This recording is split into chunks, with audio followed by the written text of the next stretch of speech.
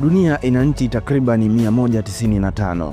Katika hizo, mashariki mwa bara la Afrika ipo nchi yenye kilomita za mraba takribani 947,303, ambayo kwa sensa ya mwaka 2022 watu wake wanakadiriwa kufikia zaidi ya milioni 61,741,120. Hii ni Jamhuri ya Muungano wa Tanzania iliyoundwa mnamo mwaka 1961 ikihusisha Tanganyika na Zanzibar.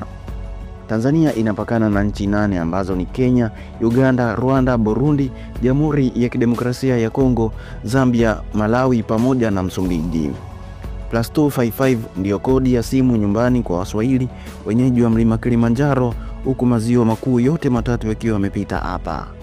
Mguu kwa mguu, kwa marefu na mapana, tunaanza kuzifungua kurasa za mikoa yake bara na visiwani. Karibu ufuatilie makala ya Visit Tanzania.